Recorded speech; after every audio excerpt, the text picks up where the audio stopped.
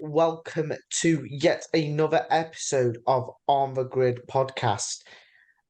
It's your host, Adrian Kita, once again, back with another episode of On the Grid, but with a different co-host.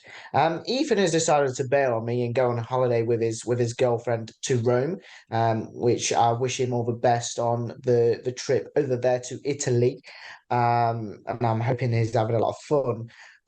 But I've drafted our producer, our editor. It's Brad Smith. How are you, Brad? Very good, thank you. Imagine going on holiday right before a race weekend. Terrible. The thing is, he will be back for the Mexico Grand Prix, and he'll come back on episode 37 and be the host like nothing's happened. As if by But the magic. thing is, the magic of editing, nobody will know that he's on holiday, apart from me saying at the start of this episode. But I think less of a jibber jabber. Let's talk about the episode that we've got in store today. We're going to be reflecting on the USA Grand Prix that was last weekend, reviewing our predictions from that weekend, and also previewing this weekend, which is the Mexican Grand Prix, the second race of a triple header. I believe it is the only triple header this season.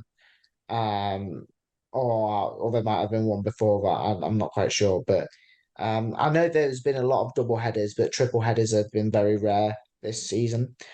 So let's get into our driver ratings and just reflecting on the US Grand Prix. So let's talk about race winner Max Verstappen. His weekend was very good in loose terms. Obviously, he qualified P6. He won the race, and the sprint shootout he won from lights out to the dropping of a checkered flag. Let's start off with giving our ratings for the Dutchman. Obviously, yet another victory. I'm obviously going to start off with Ethan's ratings because he's not here. So I'll give the audience what Ethan's given Max Verstappen. So he's given Max Verstappen a 9 out of 10. And I think I'll still for that as well. Obviously qualifying wasn't his best of ever of all time, should we say. But he dominated the sprint and then came out with a victory. So not one of the flawless victories that you see from Max Verstappen, but still a very, very good race. So me and myself and Ethan have settled with a 9 out of 10. Yeah, same for me. 9 out of 10. You know, 10 out of 10 would have been him just doing what he usually does, sail off into the distance. That's basically a race over. But whether it was the brake issues, whether it was the upgrades, it just seemed a bit closer than normal, actually. But you got to respect the 50th win. Yeah, the 50th win it was. Moving on to Lando Norris, obviously it would have been Lewis Hamilton in this place. But I think we'll talk about him and Charles Leclerc later in the ratings. But let's talk about Lando Norris. So he qualified second and finished second in the race after Hamilton's after Hamilton was disqualified. And then in the sprint, he qualified fourth and finished fourth. Ethan settled with a 9 out of 10, and I think I'll have to go with an 8.5 out of 10 for Lando Norris. I think it was a good performance from Lando, especially from the start in the race. He kind of stormed away into the lead, taking it from Charles Leclerc, and he controlled it until the inevitable happened, and the shark Max Verstappen just came to haunt him and overtake him. And then in the sprint, I think it was just a little bit unlucky not to get on the podium. I think one more lap and he would have clearly gotten Charles Leclerc, got past him, and gained another podium in the sprint. So I've gone with an 8.5 out of 10, and Ethan settled with a 9 out of 10 for Lando Norris. I think I'm gonna have to go with your rating. I've got an 8.5 as well. It's consistent, everything like that. You know, it's fair, it's a solid drive, right? But there was nothing exceptional, and which is really weird to say because given the start of the season, you know, if you said to them you got a fourth and second on the sprint weekend, I'm fairly confident they'd have tore your arm off for that. Yeah, most definitely. I think McLaren have gone a long way. and now they've overtaken Aston Martin in the Constructors' Championship. So it clearly speaks volumes of what the upgrades have done for them and how they've been able to progress this season. They'll be now hunting for Mercedes and Ferrari for both the teams in the Constructors' Championship. On to P3, man. Carlos Sainz, he obviously got the podium out of nowhere after Lewis Hamilton's disqualification. So he qualified fourth, finished third in the race. And in the sprint, he qualified sixth and finished sixth. I think in the sprint especially, I think Ferrari kind of left him to hang out and dry. Um, Putting him on the soft tyre wasn't the best of strategy calls. And then in the actual race, I think he got the more favourable strategy out of the two Ferraris. And I think the Ferrari garage have learned a lot from this weekend, whether it be strategy or whatnot. And I think Carlos, obviously, the more of the points are on offer in the actual race, and he was beneficiary in that one, finishing in P3. So Ethan settled with an 8, and I think I'll also settle with an 8. Sprint shootout and sprint wasn't the best, but to pick up a podium where it was kind of out of his hands is a positive performance. So me and Ethan have both settled with an 8 out of 10. Yeah, no, it's same for me, 8 out of 10. Yeah, like I said, the podium, you didn't expect it. Yeah, granted, it did fall on his lap a little bit because of the disqualifications and everything like that. But it just seems that in the last few races, especially, Carlos is just solid. A great driver, not exceptional, but is really the stick in the yard for the team. Just consistency, I think, is key for Carlos. Yeah. Consistent Carlos. Is that going to be a nickname that will stick around? I think it might have to be. Yeah, I think so. I mean, with the team, I don't know if you've noticed, but the team dynamics lately, it seems that Carlos is just kind of setting up shop, if that makes sense. He's really putting himself there and saying, "Hey, I'm not number 2. I am the guy." And the guy he is getting another podium for himself. On to P4 man Sergio Perez. So qualifying isn't his strong suit, and I think the US Grand Prix is another reflector of that. Qualifying P9 for the race and P7 for the sprint. But I think he's the type of driver that's able to gain positions and kind of go through the field as we saw in the race, finish in P4, and then in the sprint as well, finish in P5. Ethan's gone with a little down rating for Sergio Perez. Obviously, with the quickest car on the grid, he should be finishing higher up the field, and I think that's what his rating reflects with a 6 out of 10. But I think I'll go with a 7 out of 10. I think Sergio Perez is very much the overtaker type and not the qualifier type. And we've seen that throughout the whole of the season, apart from probably the first 5 or 6 races in the season. Nowadays, it's just for Sergio Perez, I think he's qualifying on the brink of the top 10. It's not something that Red Bull want, but it's positive to see him going through the pack in the race and gaining valuable points. Like we say each and every episode, Sunday is when the points are kind of at the peak.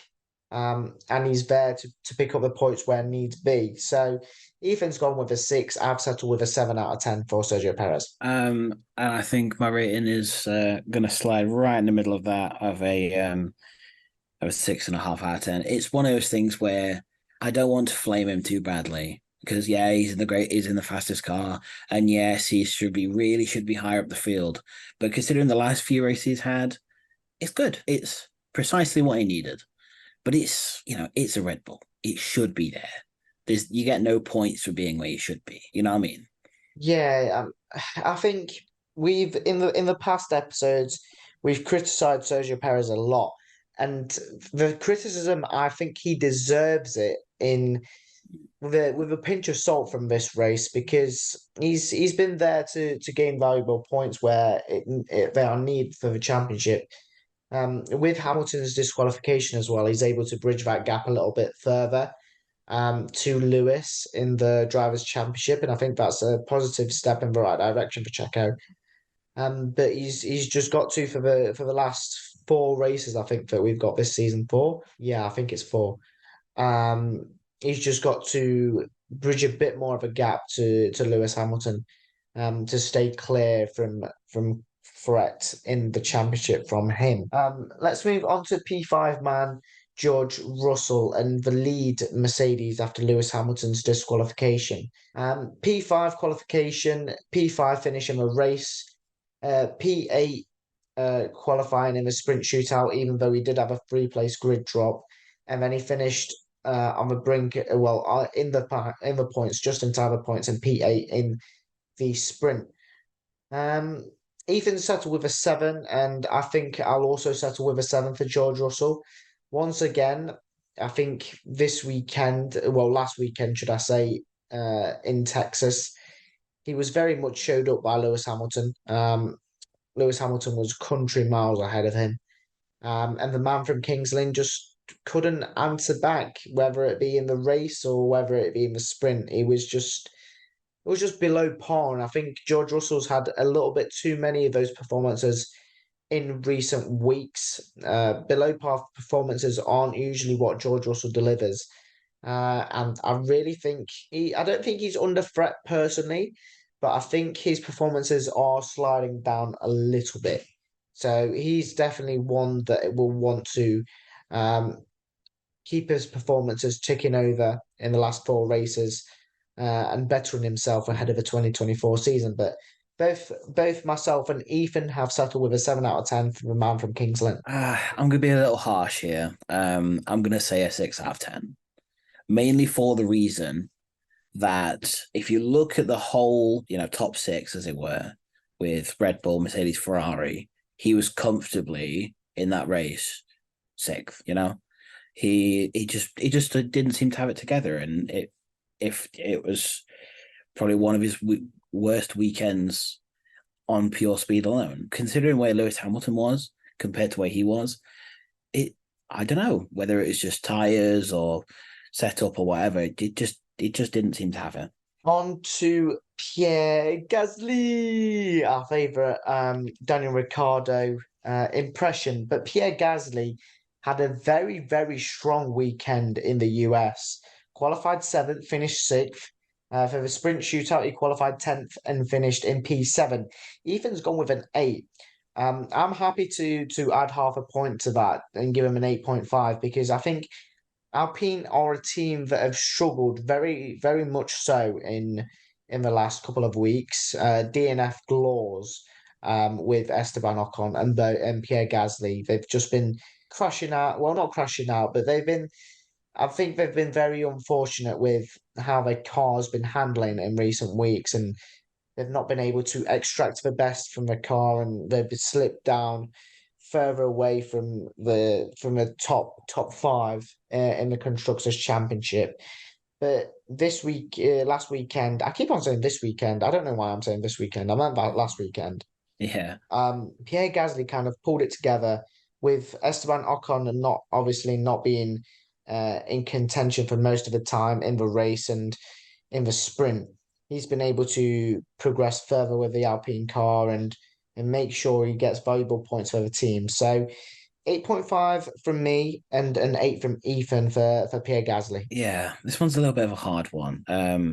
Considering where Alpine are, as a team, you read it in the news all the time. It's topsy-turvy and all that kind of stuff. But I think I'm going to slide in with you as 8.5. It was one of those weekends where I don't think, if I'm being honest, there was probably not a lot that Pierre could have done better. The only sort of caveat to the whole thing is that, they're just not, the whole team is just not there. He, as a driver, is doing great. He's clearly got the edge over Ocon, I'd say. But it's a couple of things here and there I would just neither here nor there for me, really. but 8.5 out of 10, still a good weekend. On to a man that we criticise a lot on the Grid podcast. It's Lance Stroll, who finished 7th in the race. Bearing in mind, this man started P19 on the grid for the race. Well, P19, I say he qualified P19, but the two Haas's obviously he had a pit lane start because both him and Fernando Alonso breached Parc Fermé rules. So you could even say back of the grid, pit lane start, whatever. It's still essentially P19.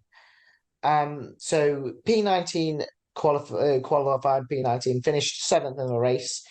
But the sprint shootout didn't go his way. P14 start and a DNF after some more brake issues for the car. Ethan's gone with a 6 out of 10, but I cannot agree with that. I don't think I can possibly agree with a pit lane start to points being a 6 out of 10 performance. And I'm giving a rare high rating for Lance Stroll, and I'm going to start with an 8 out of 10. On the podcast, we criticize Lance a lot because everybody knows he's not fit to be an F1 driver. He's getting blasted left, right, and centre by his more experienced teammate, who's getting podiums and point finishes here, there, and everywhere. But for this race alone, I don't think the man can gain any criticism. Gaining 12 positions from his qualifying position to finish inside the points in P7.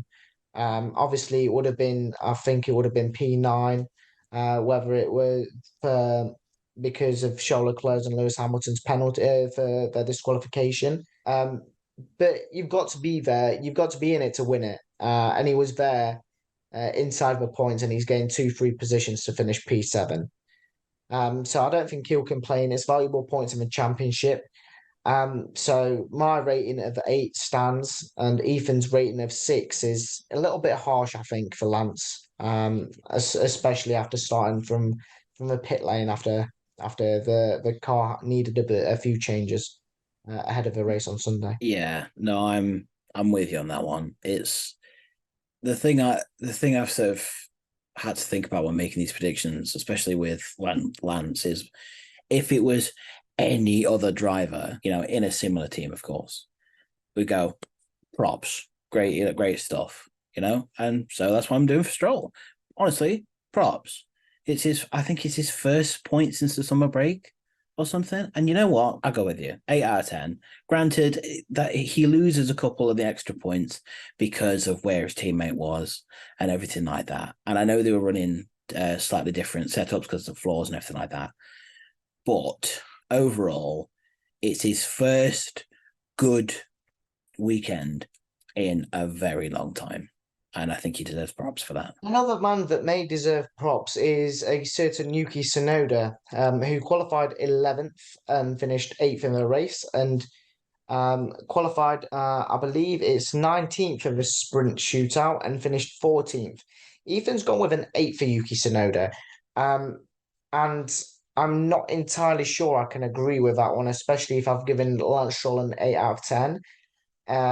Lance finished a place above Yuki in the race, and overall throughout the sprint shootout and the race, Lance gained more positions than Yuki did. Yuki gained 8 altogether, combining the sprint and the race, and Lance Stroll gained 12 alone in the race.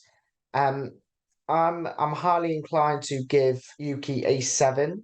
He's finished ahead of his teammate Daniel Ricciardo, who's returned for the first race since his injury. And he's got some valuable points for AlphaTauri. He obviously got the fastest lap as well at the end, which was another crucial bonus point for AlphaTauri. But I'm inclined to give a 7 out of 10 for Yuki Tsunoda. Ethan settled with an 8 out of 10 for Yuki. Still a very good performance from AlphaTauri, and especially Yuki Tsunoda finishing ahead of Daniel Ricciardo and gaining valuable points for his team. Yeah, no, I completely agree with that. It's one of those things where if you look at where the AlphaTauri car is, considering how many points he got that weekend and the performances he's been putting in, I think an 8 out of 10 is justified. because he's a very solid driver in an otherwise, let's be honest, fairly mediocre car that's, not great. But considering how many times he's put it in P11 over the course of the whole season, I'm just glad to see him get points. On to P9 man Alex Albon, probably your favourite team on the grid, which is Williams. We get to talk about the two drivers in the Williams team. So, kick-starting Alex Albon qualified P18 for the race, which is a relatively poor qualifying by Alex's standards, but finished P9. And in the sprint shootout, he qualified ninth and finished ninth in the sprint. A bit of an uncharacteristic qualifying from Alex. We usually see him in Q2, closer to Q3 than on the brink of Q2. But still made up 9 places. Obviously, fortunate that Lewis Hamilton and Charles Leclerc were disqualified, which bumped him up into the points. And made up 9 places overall. Ethan's gone with a 7, and I think I might be inclined to agree. Even go with a 7.5. I'll settle with a 7.5. He's made up places. He's got himself into the points, which is fortunate. But he was, like I say, with most of these drivers in the top 10, they're in it to win it, and they were there when it mattered the most. So I've set with a 7.5 out of 10, and Ethan has set with a 7 for Alex Albon. Yeah, I think I'm gonna go with a 7 as well, because it's one of those weekends where that Williams car especially, it's either on it and they get great results, or it's not, and it's like basically a barn. Let's be honest. And it was kind of in the middle, if I'm honest. So Albon did his usual things. He made up positions, all that kind of stuff. But it's not one of the barnstorming performances we're seeing. And he did pick up a time penalty for track limits and everything like that. So it's a bit of a scruffy weekend, if I'm honest. A scruffy weekend it may have been, but Williams gained 3 points from that weekend with Logan Sargent scoring his first points in Formula One, finishing Finally. P10. Yeah, finally, it's about time. I think it's only Nick De Vries and Daniel Ricciardo who are yet to score points in Formula One, and Nick De Vries will obviously not score points as he's long gone. So it's only Daniel Ricciardo from this season's grid who is yet to score points. But talking about Logan Sargent, qualified P20, finished 10th, and in the sprint shootout, he qualified 20th, finished 19th in the sprint. Ethan's gone with a 9, and I'll happily oblige to a 9 out of 10. I think the man finally deserves plaudits. He's finally able to get his first point, and James Vowles said it. James Vowles said it that Logan will get his points sometime in the near future. And after Qatar, not many people would have thought it would have been in the USA, purely on the basis of how he was feeling, and just in general how his whole welfare was.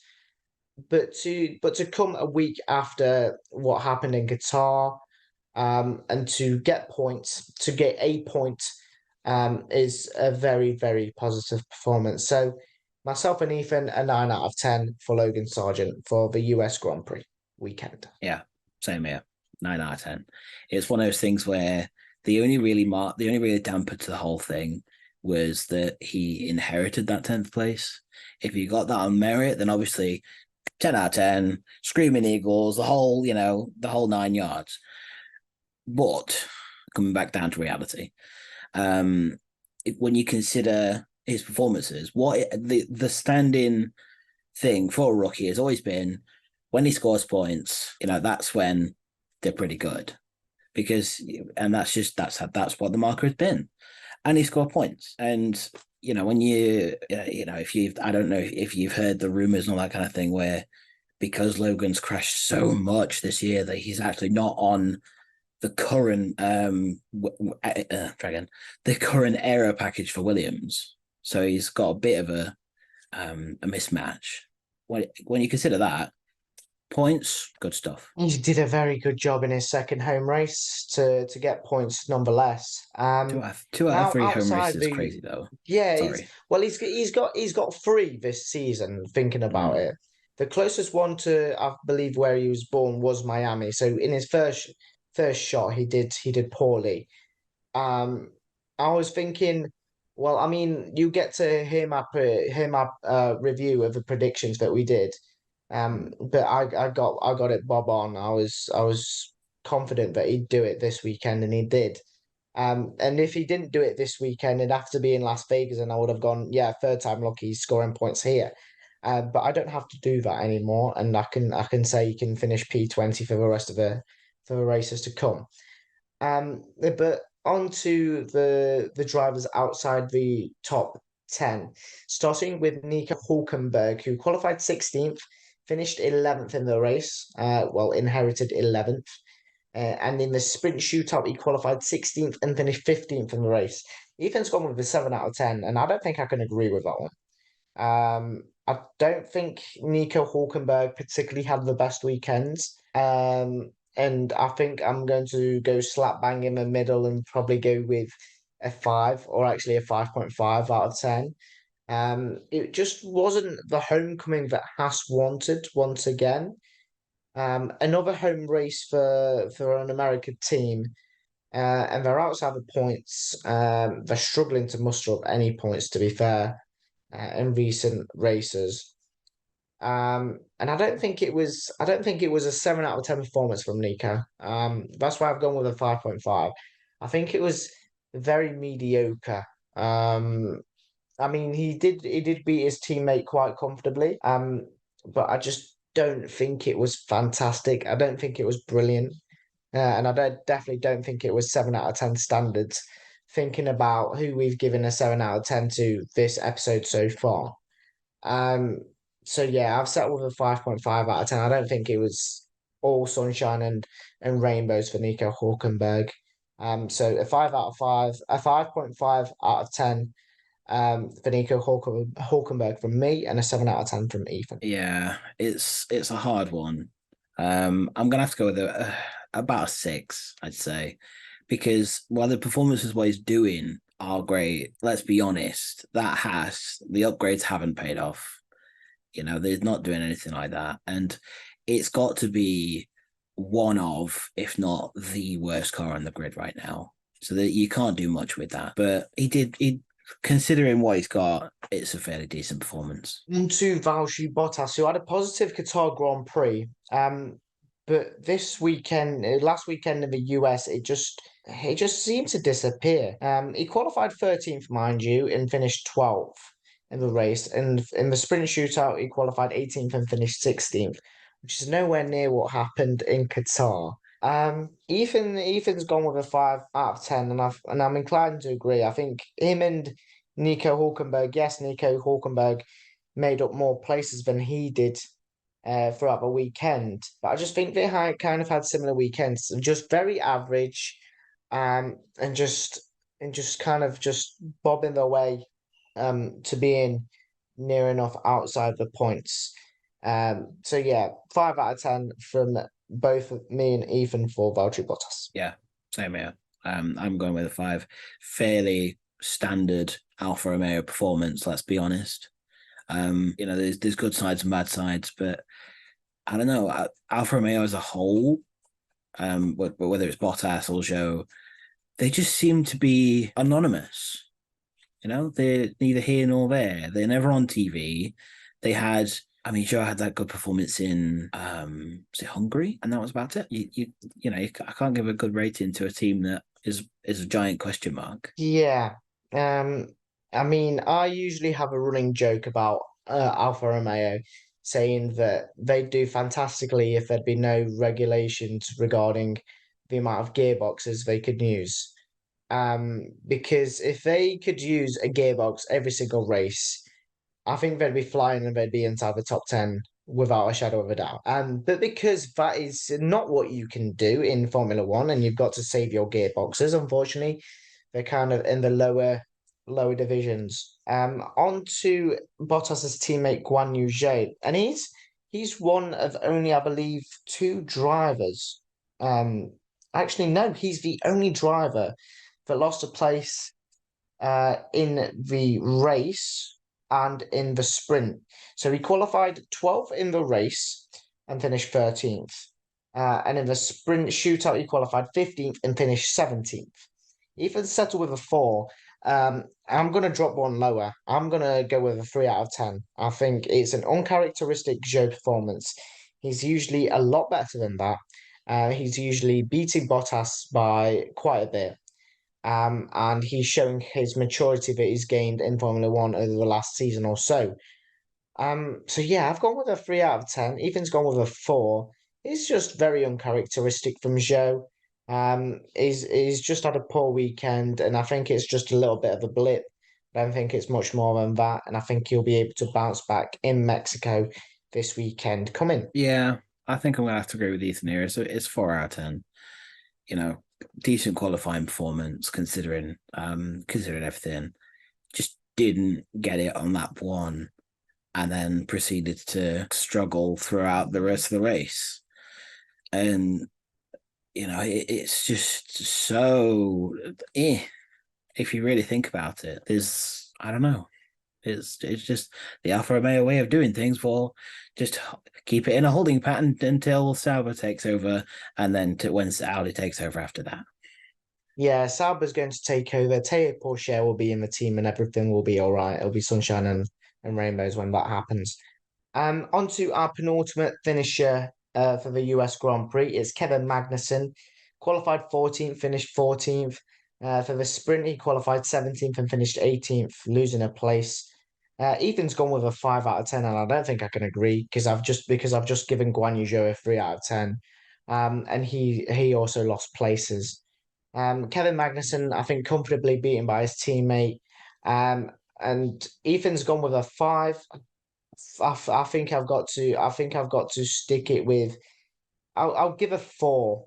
I'll give a 4 for Kevin Magnussen. I think it's a little bit better than Guan Yu Zhou. Obviously, Guan Yu Zhou lost places in both the races. I mean, technically speaking, Kevin Magnussen has lost places in both the races as well. If you looking past the Charles Leclerc, Lewis Hamilton disqualification, but we can't look past it.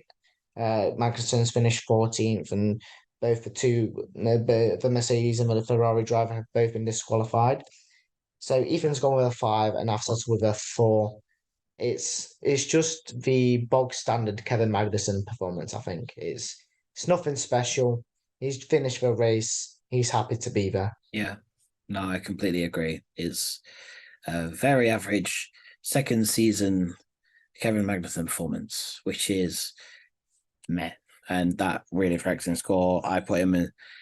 It's about right. I think it's a 4.5 out of 10. It's fairly average, but not. It's a bit worse than what he's been doing because he just doesn't have it. Like, where's his mojo gone? Because it was great last season, and then going into this season, it's just fallen away. Yeah, his mojo's gone. The Viking in him has slowly disappeared. There's no warrior there. But I'm sure he'll show us what he's made of in the last 4 races of this season. Our final finisher, Daniel Ricciardo, qualified 15th, finished 15th, and in the sprint he qualified 11th and finished 12th. Ethan settled with a 6 out of 10, and I think I'm going to go with a 5 out of 10. It's very much another driver who's kind of had an average performance.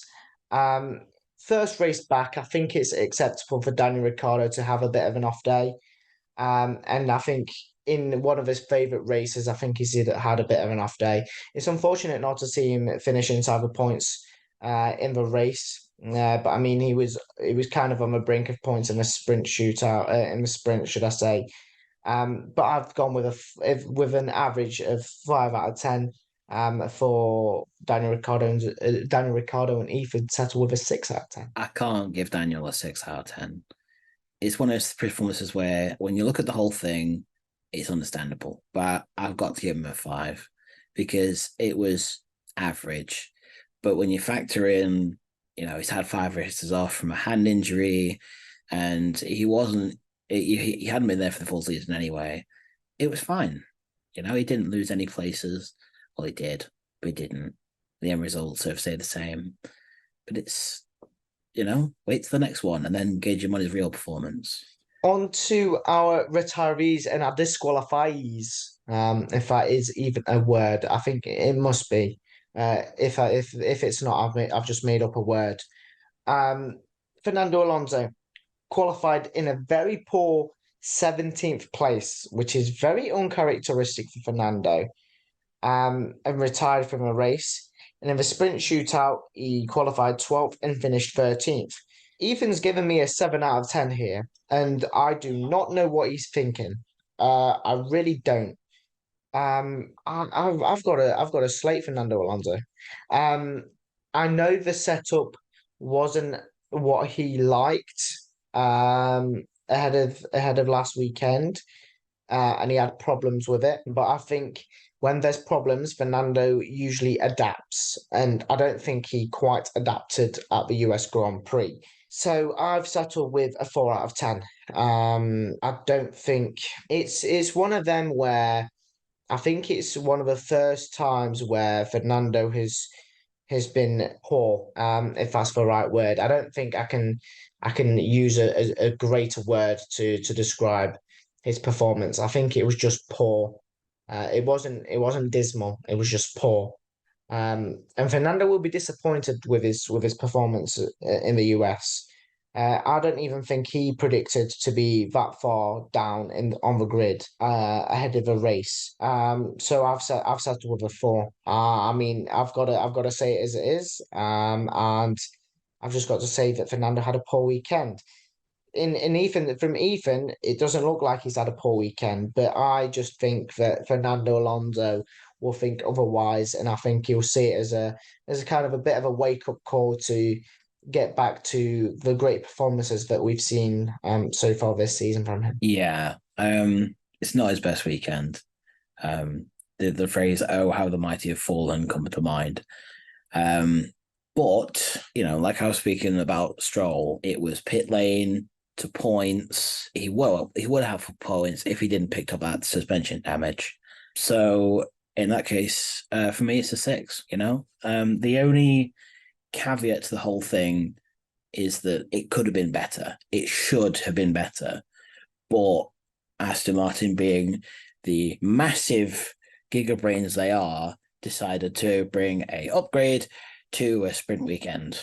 And as we've seen from a couple of other teams, that's a terrible idea. So, no wonder they got the setup wrong. But like you say, he should have adapted, and that should have been a much better weekend for him. Yeah, I might have gone a bit harsh, but you know what? Fernando Alonso takes those things on the chin, and he'll probably not be listening. But if you do listen, Fernando, I promise you, I love you. And I didn't mean to cause any harm with the 4 out of 10, but I'm just saying it as it is. It's not. It wasn't the best weekend that Fernando has had in a long time. Oscar Piastri next. So he qualified 10th and retired. And for the sprint, he qualified 5th and finished 10th, losing 5 places. Ethan settled with a 5. And I've got to settle with another 4, I think. Oscar Piastri, when it comes to finishing races, and especially for a sprint weekend, he's usually on the money. And he was on the money when it came to the sprint shootout, but I think just the tires were a little bit overheating. Were slightly overheating on his car compared to Lando Norris's car, which saw him drop down the order. So I've settled with another 4 out of 10. Yeah, it's another driver that just kind of had a poor weekend, and I don't think they were quite expecting what they got at Texas. And he's another driver similar to Fernando Alonso, where he'll just take it on the chin and progress into the next weekend. Yeah, it's a strange one, isn't it, for Oscar? Because he's had moments this season where they were, he literally won a sprint race, right? But at the same time, he's a rookie. You can't let that go. So I'm willing to forgive the poor performance a bit, mainly because it's first time he's gone to Kota, at least for a while, if not, first time it's been to Kota at all. But so it's a little bit in the middle. It's a 6 for me, 6 out of 10. It could have been better, as we saw with Lando. Let's be honest, Oscar is normally right there, but he just didn't get it. Whether it's tires or setup or the contact with Ocon or something like that, it just didn't get it, and that's why he's got a 6. A six. Okay, so a 6 from Brad, a 4 from me, and Ethan slotted bang in the middle because I don't think I've given Ethan's rating for Oscar. He slotted bang in the middle to give him a 5 out of 10. On to Esteban Ocon. And I'm going to settle with Ethan's rating. Ethan gave him a 5, and I think it's a very much an average performance for Esteban Ocon. Qualified 8th and retired. In the sprint, he qualified 13th and finished 11th. Bang average weekend for Esteban Ocon. Apart from the retirement, I think it was damage on lap 1. With obviously the tangle with Oscar Piastri.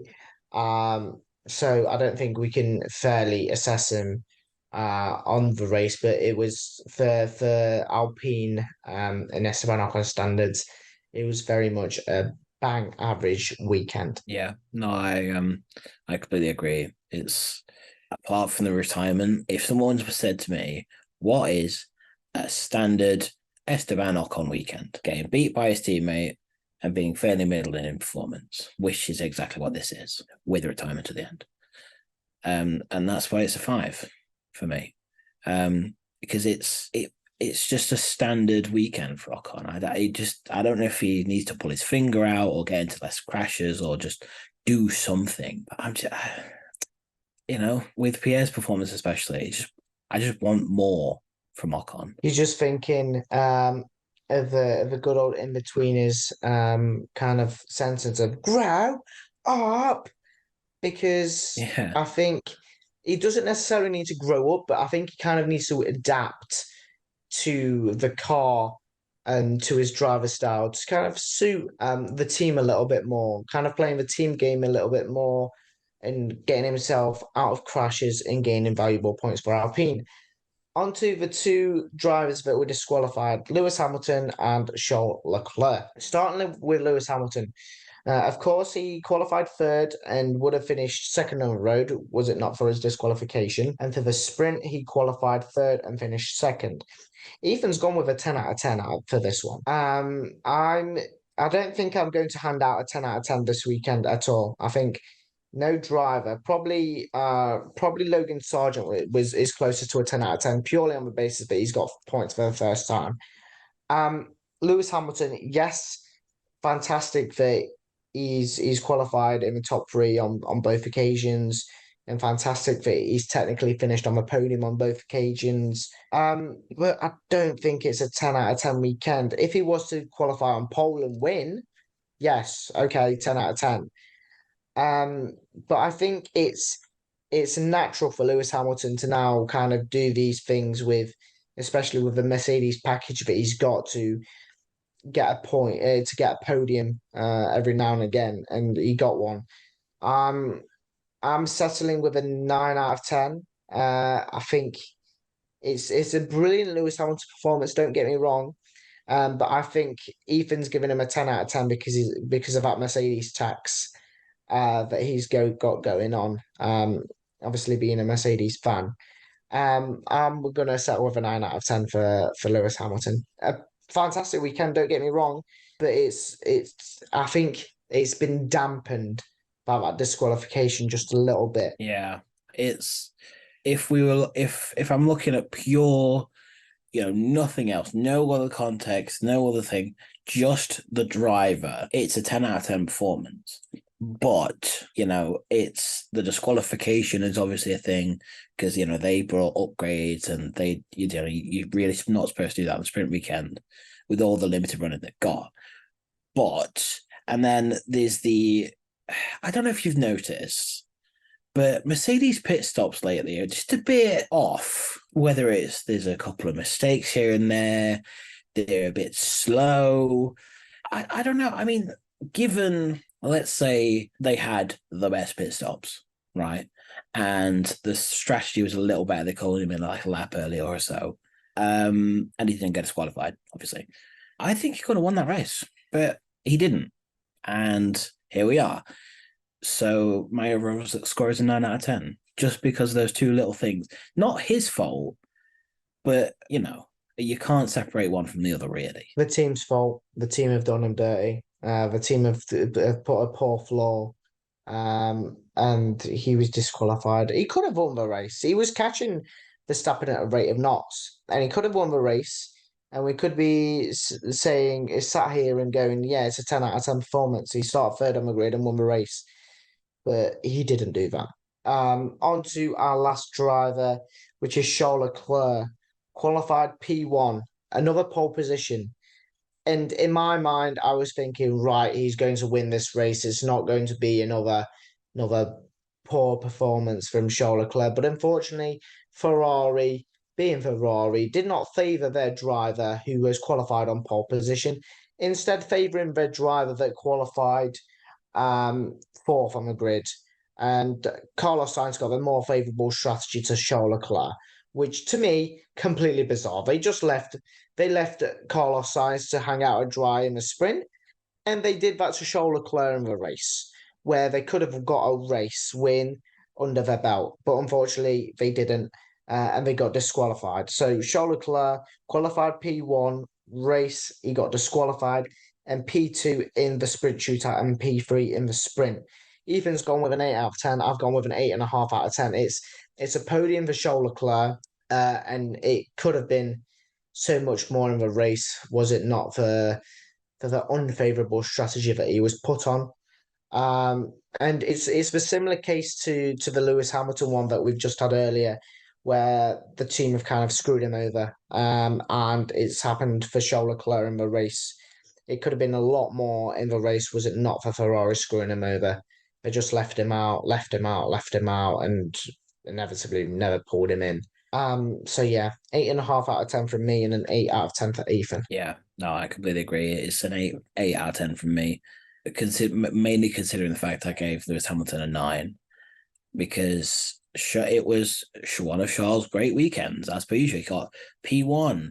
Everything seems to be going his way, and the usual thing of just one after the other of just bad mistakes. Like I want to know whose idea that was to put him on a one-stop strategy, because they tested it in the sprint race. Obviously, they knew it was tough, but if that was Ferrari's idea and saying, you can go on a one-stop, you'll be fine, come on. Obviously, we can use that as benefit of hindsight, but still, it was pretty obvious even midway through the race that one-stop wasn't going to work. And it's just one of those things. It's just every time, bar the exception of like a couple, every time Charles just seems to get in a good position, something just doesn't go his way, whether it's strategy or performance or reliability or whatever. But I don't know. It just seems to carry a bit of a curse with him in the minute. So yeah, it's a 8 out of 10 for me. That rounds off our driver ratings. Now let's review our coach predictions. I'm going to kickstart mine off, and obviously I've got to run through Ethan's as well. So the 2-star predictions from me was Sargent to score his first points, and the man did it. The man did it finally, and my prediction came to fruition. I might be Mystic Mike with that one. I don't know. Call me Mystic Mike because nobody thought Logan Sargent would do it. And I had Perez outside of the top 10. He was on the brink of it in quali, but he managed to secure a good finish in the race. And Ethan's 2-star predictions were Daniel Ricciardo to score points, which he didn't. He kind of had a quite dismal weekend. And Haas double Q1 exit, which did not happen as Kevin Magnussen qualified for Q2. So there's 2 X's on Ethan's record there. So for the sprint shootout, I went with a Max Verstappen pole position and a Charles Leclerc P2, which actually happened.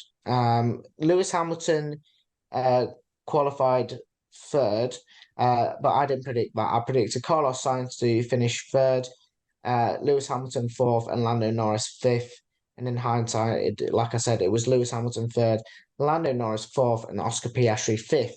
And in the sprint, I dared to dream of Charles Leclerc finishing first, saying that he would finish first with Max Verstappen second, Lando Norris third, George Russell in fourth, and Carlos Sainz in fifth. And I got 0 out of 5 on that one, with Max Verstappen winning, Lewis Hamilton finishing second, Charles Leclerc in third, Lando Norris fourth, and Sergio Perez in fifth.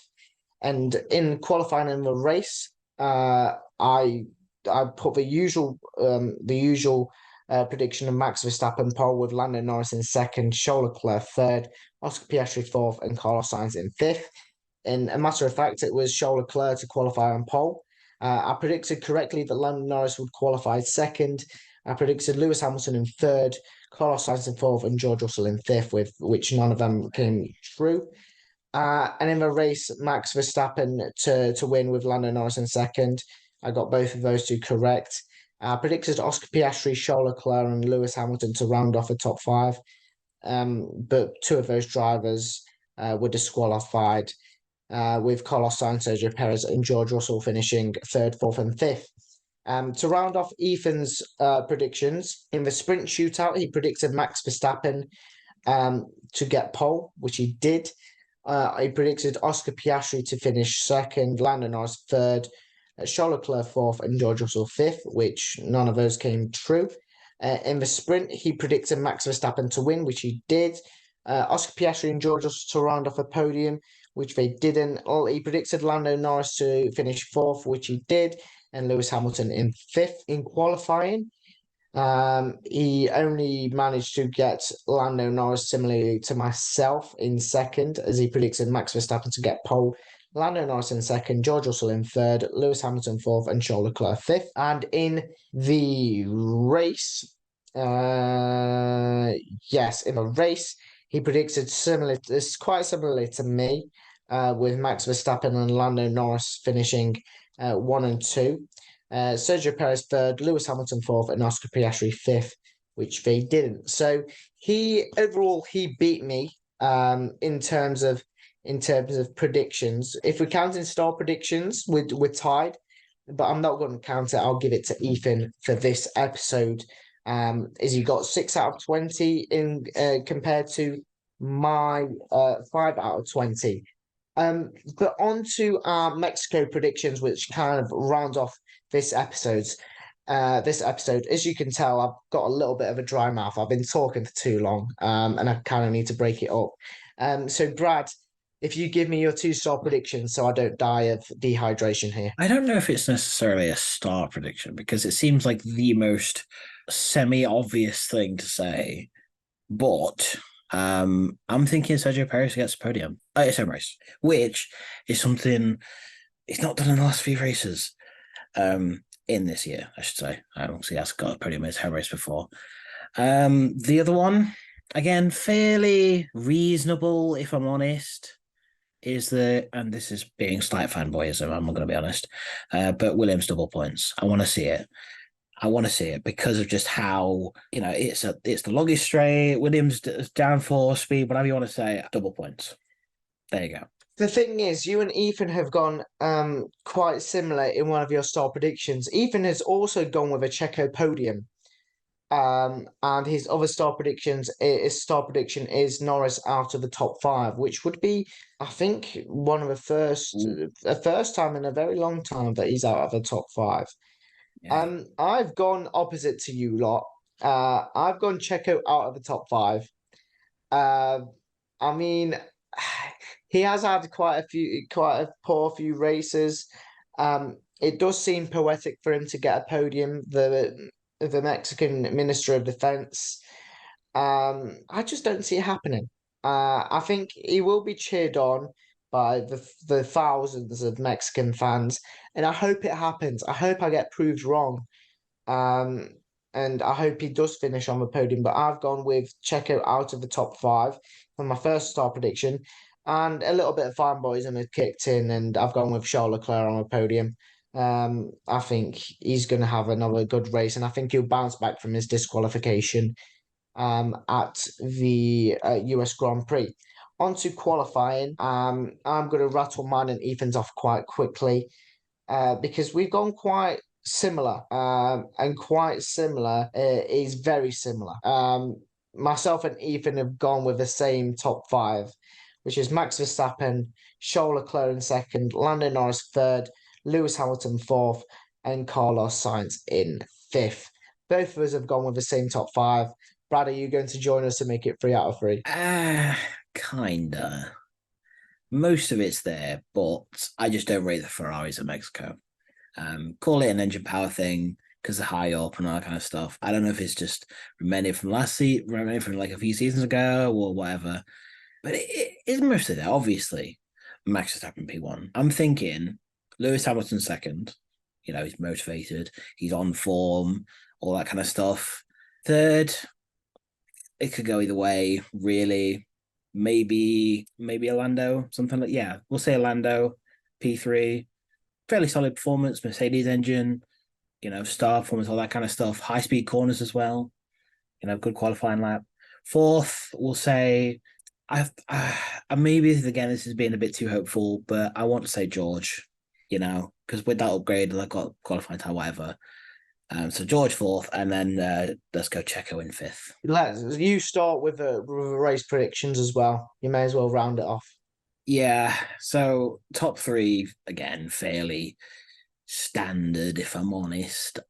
So I'm thinking, obviously, Max in P1, you know, he's just too good. As much as I would love to say I want somebody else to win, you know, Lewis Hamilton to get the win or whatever, it's just too good. You know, it's like Thanos at this point. He is inevitable. It's just happening. So Max Verstappen P1.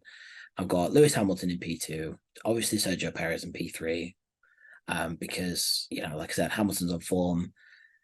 Perez probably spurred on by the Mexico crowd, you know, home race and all that kind of stuff.